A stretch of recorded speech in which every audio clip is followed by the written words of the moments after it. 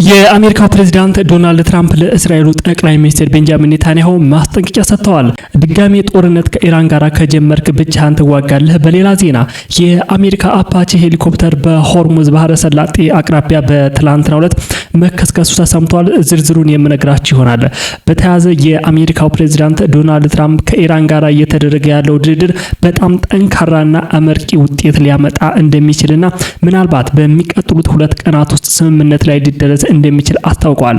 በሌላ ዜና ካናዳ፣ አውስትራሊያና ሌሎች 4 የአውሮፓ ሀገራት እስራኤል በጋዛ ዌስት ባንክ በሚገኙ የእስራኤል ሰፋሪዎች ተቋማት ላይ ማዕቀብ ጥለዋል። ታዲያ እስራኤል ይህን ውሳኔ አሳፋሪ እርምጃ በማለት በጽኑ አውግዛለች። ዝርዝሩን የምነግራችሁ ይሆናል። ሰላም ጤና ይስጥልኝ ውድ የዚህ ቻናል ተከታታዮች፣ አዳዲስና ወቅታዊ መረጃ በየዕለቱ እንዲደርሳችሁ ቻናሉን ሰብስክራይብ፣ ቪዲዮውን ላይክ እያደረጋችሁ ጀምሩት። ቀጥታ ወደ ዝርዝሩ። የአሜሪካው ፕሬዝዳንት ዶናልድ ትራምፕ ከእስራኤሉ ጠቅላይ ሚኒስትር ቤንጃሚን ኔታንያሁ ጋር ባደረጉት ሞቅ ያለ የስልክ ውይይት እስራኤል ከኢራን ጋር ወደ ጦርነት የምትገባ ከሆነ አሜሪካ ድጋፏን ልታቋርጥ እንደምትችል ማስጠንቀቃቸውን አክሲዮስ ዘግቧል። ኢራን በእስራኤል ተደጋጋሚ የሊባኖስ ጥቃቶች ምክንያት ከአሜሪካ ጋር የጀመረችውን ድርድር ማቋረጧን ባለፈው ሳምንት ካሳወቀች ወዲህ ፕሬዝዳንት ትራምፕ ከእስራኤሉ ጠቅላይ ሚኒስትር ጋር ተደጋጋሚና ውጥረት የበዛባቸው የስልክ ልውውጦችን አድርገዋል። የኢራን የሰላም ስምምነት ቅድመ ሁኔታ በሁሉም ግንባሮች ግጭቶች እንዲቆሙ የሚጠይቅ ሲሆን ይህም ደግሞ እስራኤል ለሄዝቦላ ጥቃቶች አጸፋ ለመስጠት መጋቢት ወር ላይ ጥቃት ከጀመረችበትና ከ3700 በላይ ሰዎች ከተገደሉበት ሊባኖስ ጋር እየተያዘውንም ያካትታል። አክሲዮስ እንዳስነበበው ትራምፕ ከሚዲያው ጋር ባደረጉት የስልክ ቃለ መጠይቅ ኔታንያሁን ከኢራን ጋር ወደ ጦርነት ከተመለሰ ብቻውን ሊዋጋ እንደሚችል በግልጽ ማስጠንቀቃቸውን ተናግረዋል። ትራምፕ ቀደም ሲል በነበራቸው የስልክ ቆይታ ኔታንያሁን በከባድ ቃላት መተቸታቸውን የሚያሳዩ የወጡ ዘገባዎች አረጋግጠዋል። እስራኤል በቤሩት ያደረሰችውን ጥቃት ተከትሎ ባለፈው ሚያዝያ ወር ከተደረሰው የተኩስ አቁም ስምምነት በኋላ ለመጀመሪያ ጊዜ እሁድና ሰኞ ዕለት እስራኤልና ኢራን የእርስ በርስ ጥቃት ተለዋውጠዋል። የኢራን ዋና ተደራዳሪ መሐመድ ባጋር ጋሊባፍ በሊባኖስ ላይ የተሰነዘረው ጥቃትና በኢራን ወደቦች ላይ የተጣለው የባህር ላይ እገዳ አሜሪካን እና እስራኤልን ህጋዊ የጥቃት ኢላማዎች እንዳደረጋቸው ተናግረዋል። በሌላ በኩል የአሜሪካው ፕሬዝዳንት ዶናልድ ትራምፕ ከኢራን ጋር እየተደረገ ያለው ድርድር በጣም ጠንካራና አመርቂ ውጤት ሊያመጣ እንደሚችልና ምናልባት በሚቀጥሉት 2 ቀናት ውስጥ ስምምነት ላይ ሊደረስ እንደሚችል አስታውቀዋል። ከዚህ ዲፕሎማሲያዊ ጥረት በስተጀርባ ያለው ዋና ጉዳይ በሆርሙዝ ባህረ ሰላጤ ላይ ያለው ከፍተኛ ውጥረት ነው። ከሚያዝያ አጋማሽ ጀምሮ አሜሪካ በኢራን ወደቦችና የባህር ዳርቻዎች ላይ የጣለችውን የባህር ላይ እገዳ ወይም ብሎኬድ አሁንም በስራ ላይ ይገኛል። ፕሬዝዳንት ትራምፕ እገዳው ሙሉ በሙሉ ውጤታማ እንደሆነና ምንም አይነት ነዳጅ ወይም ገቢ ወደ ኢራን እየገባ አይደለም በማለት በቆራጥነት ተናግረዋል።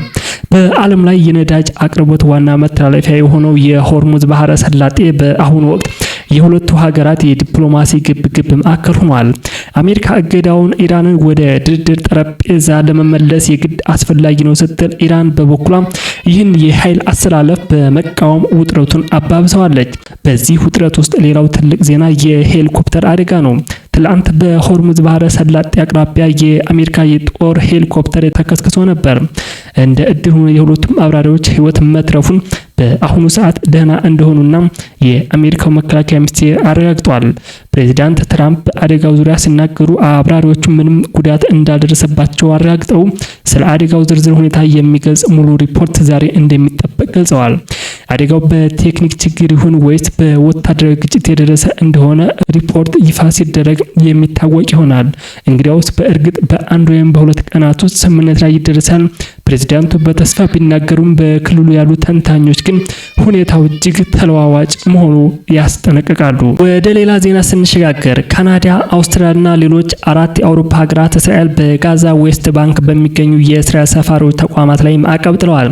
ታዲያ እስራኤል ይህን ውሳኔ አሳፋሪ እርምጃ በማለት በጽኑ አውግዛለች። የማዕቀቡን እርምጃ የወሰዱት ሀገራት ብሪታንያ፣ ፈረንሳይ፣ አውስትራሊያ፣ ኒውዚላንድ፣ ካናዳ እና ኖርዌይ ናቸው። እነዚህ ሀገራት በዌስት ባንክ የሚፈጸሙ የሰፋሪዎች ጥቃቶች የሰፈራ መስፋፋትን እና ለነዚህ ሰፈሮች የገንዘብ ድጋፍ የሚያደርጉ ተቋማትን በመቃወም የንብረት ማገጃ፣ የጉዞ እገዳዎች እና የንግድ ስራዎችን በመገደብ እርምጃዎችን ወስደዋል። የእስራኤል የውጭ ጉዳይ ሚኒስቴር ለዚህ ውሳኔ የሰጠው ምላሽ በጣም ጠንካራ ነው። እስራኤል እነዚህን ማዕቀቦች እንደ ፖለቲካዊ ሴራ ትመለከታቸዋለች።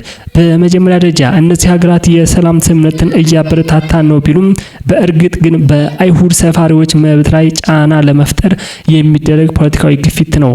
በሁለተኛ ደረጃ እስራኤል እነዚህ ሀገራት በራሳቸው ሀገር ውስጥ እየተስፋፋ ያለውን ጸረ ሴማዊነት ችላ ብለው በእስራኤል ላይ ማነጣጠራቸው አሳፋሪ እንደሆነ ገልጻለች።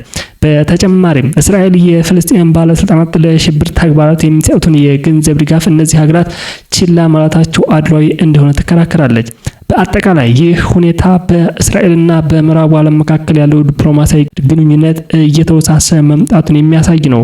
በአንድ በኩል ዓለም አቀፍ ሕግ እና የሰፈራ ጉዳዮች ሲነሱ፣ በሌላ በኩል ደግሞ እስራኤል ሉዓላዊነትና የራሷን ዜጎች የመጠበቅ መብት አወዛጋቢ የሆነ ነው። የዛሬውን በዚሁ ጨርሰናል።